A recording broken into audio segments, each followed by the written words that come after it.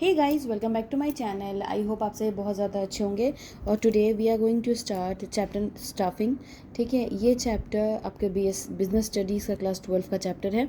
इससे पहले हम लोगों ने टोटल पहला चैप्टर देखा, ठीक है, that is nature and significance of management. फिर देखा हमने प्रिंसिपल्स ऑफ मैनेजमेंट, फिर देखा हमने बिजनेस इन्वायरमेंट, फिर देखा प्लानिंग, फिर ऑर्गेनाइजिंग, और ये आपका 6 चैप्टर है। ठीक है, जो कि आपके हाफ ईयरली में आएगा और हाफ ईयरली में टोटल कंट्रोलिंग तक आपका चैप्टर आएगा।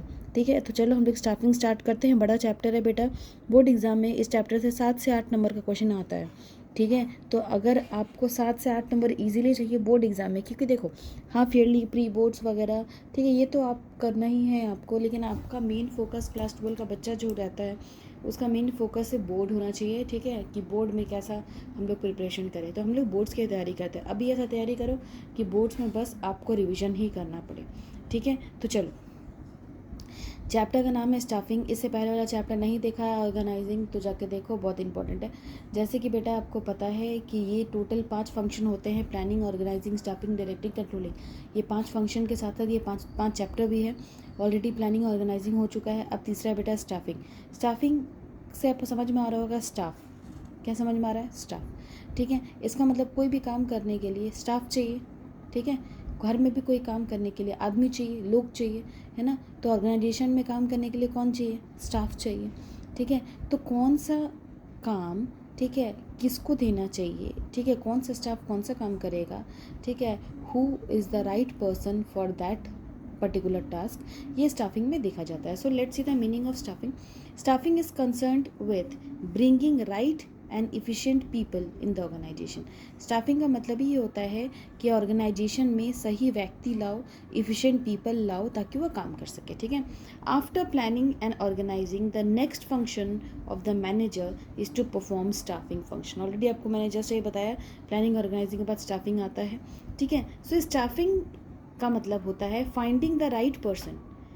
अच्छा से देखो, finding the right person for the right job, having right qualification, doing the right job at the right time. इसका मतलब फाइंडिंग द राइट पर्सन, सही आदमी खोजना सही जॉब के लिए, उससे रिलेटेड क्वालिफिकेशन के साथ, ठीक है, ताकि वो सही काम को अच्छे से सही टाइम पे कर सके। इसका मतलब क्या है? Finding the right person for the right job. ठीक है, अगर किसी ऑर्गेनाइजेशन में फाइनेंस से रिलेटेड कुछ काम कराना है तो उससे उसके बैकग्राउंड का लोग लेके आओ। ये नहीं कि कोई भी आदमी उठा के लेके आ गए और फिर उससे काम करवा रहे हो, वैसा नहीं होना चाहिए। स्टाफिंग ऐसा होना चाहिए ताकि आपको बाद में कोई गड़बड़ी ना हो, स्टार्टिंग से ही काम परफेक्टली चले। ठीक है, so it consist of man power, planning, recruitment, selection, training, compensation, promotion and maintenance of managerial person. अब आप सोचो कि बाप रे, इतना बड़ा बड़ा वर्ड है। देखो, बड़ा बड़ा वर्ड नहीं है, सिंपल है। It consist of, staffing consist of man power planning. Man power planning का मतलब होता है कितने लोग चाहिए, कौन सा काम करने के लिए कितने लोग चाहिए। अगर हमने एक ऑर्गेनाइजेशन खोला, ठीक है, तो हर काम एक व्यक्ति तो कर नहीं सकता, हर काम अलग अलग लोग करेंगे, ग्रुप ऑफ पीपल करेंगे, तो कितने लोग चाहिए एक काम करने के लिए। ठीक है, वो देखना, मैन पावर प्लानिंग। रिक्रूट करना मतलब कि ये देखना कि ऑर्गेनाइजेशन में कितने लोगों की ज़रूरत है। फिर रिक्रूट करने के बाद लोगों को सिलेक्ट करना, फिर उसको ट्रेनिंग करना। ठीक है, फिर कुछ मान लो कॉम्पनसेशन, हर्जाना वगैरह, या फिर मान लो किसी कुछ बेनिफिट देना, ये सारी चीज़ें, प्रमोशन देना वगैरह, मेंटेनेंस वगैरह, ये सब स्टाफिंग का पार्ट है जो कि आगे आगे आपको पढ़ना है। ठीक है, so it has a managerial function of filling and keeping filled position in the organisation. Simple staffing क्या करता है कि लोगों को भरता है, और जो जो जगह है, जो खाली जगह है, उसको, उस पोस्ट को भरने का काम कौन करता है? स्टाफिंग करता है। याद रखना, रिक्रूटमेंट, सिलेक्शन, ये सब स्टाफिंग ही करता है। ठीक है, स्टाफिंग प्रोसेस के अंदर आता है। तो मैंने आपको ऑलरेडी बोला था, जब मैं प्लानिंग पढ़ा रही थी, फिर ऑर्गेनाइजिंग पढ़ाया, ठीक है, तब मैंने बोला था कि आपको जो है वो एक डेफिनेशन याद करना इज़ कंपलसरी। देखो, क्यों कंपलसरी होता है? क्योंकि एग्जाम में अगर पूछेगा तो आपको 6 मार्क्स में उस तरह का आंसर देना पड़ेगा, 4 मार्क्स में उस तरह का आंसर देना पड़ेगा कि टीचर जो है वो मजबूर हो जाए आपको मार्क्स देने के लिए, क्योंकि टीचर वो मार्क्स काटेंगे ही, राइट। तो स्टाफिंग में ये तो आपका, ये जो आपने देखा, ये तो इसका मीनिंग है। ठीक है, तो डेफिनेशन चलो हम लोग पढ़ते हैं। चलो, सो अकॉर्डिंग टू क्नूट्स एंड वेरिच, ठीक है, सबसे इजी यही था, ठीक है, क्योंकि आपके बुक में और भी बहुत सारे दिए हुए हैं पर वो टफ है आपके लिए, ठीक है। तो staffing can be defined as filling and keeping filled position in the organisational structure. ये किसने बोला है? क्नूट्स एंड वायरिश ने ये बोला है।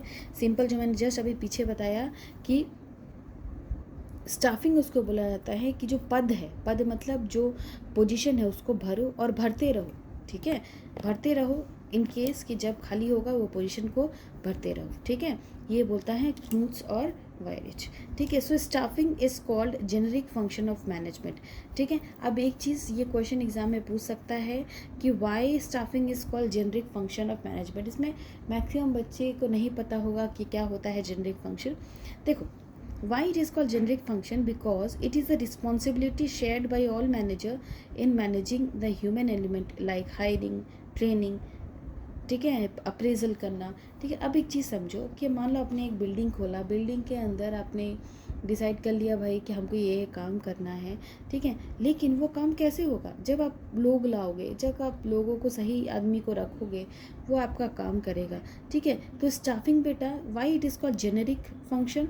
क्योंकि एक रिस्पॉन्सिबिलिटी है, किसका? सारे मैनेजर्स का रिस्पॉन्सिबिलिटी है कि ह्यूमन को, लोगों को खोज के लाओ जो कि हायरिंग करे, ट्रेनिंग करे, ठीक है, रिक्रूट करे, सिलेक्शन करे। तो ये एक तरह का प्रोसेस है, इसलिए इसको जेनरिक फंक्शन बोलते हैं, ठीक है। अब चलो, what are the need and benefits, advantages और इम्पोर्टेंस ऑफ स्टाफिंग? बहुत इंपॉर्टेंट क्वेश्चन है, ठीक है। क्या है क्वेश्चन कि what are the needs, benefits या फिर एडवांटेज या फिर इम्पोर्टेंस ऑफ स्टाफिंग, क्या है? चलो, अब जो बच्चे अच्छे से सुन रहे होंगे वो बच्चों को समझ में आ गया हुआ है क्या लिखना है। सबसे पहले, placing right person at the right job, ठीक है।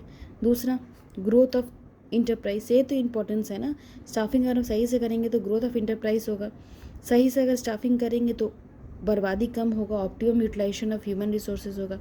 फिर improves job satisfaction and morale of employees, अगर अच्छे लोग लाएंगे तो जॉब सेटिस्फैक्शन होगा, ठीक है, लोगों का मोरल बढ़ेगा, ठीक है। फिफ्थ क्या है? Enhances other function like supporting planning, organising and controlling by providing capable personnel to carry out task, ठीक है। जब हम अच्छे लोग रखेंगे तो प्लानिंग अच्छा होगा, ऑर्गेनाइजिंग अच्छा होगा और लास्ट में जो एंड रिजल्ट जो कंट्रोलिंग है वो भी बढ़िया निकलेगा, ठीक है। समझ आया? ठीक है, तो नीट समझ में आ गई। ये मैंने आपको ये नहीं किया, एक्सप्लेन नहीं किया क्योंकि ये इनफ है। आप लिखोगे, इसके अंदर आप 2 लाइन लिखोगे कि राइट पर्सन को राइट जॉब के लिए लाना चाहिए, तभी जो है वो गोल ऑफ द ऑर्गेनाइजेशन पूरा होगा, वगैरह वगैरह, ठीक है। सब में यही सब चीज़ जाता है, ठीक है। तो आई होप आपको ये समझ में आया होगा।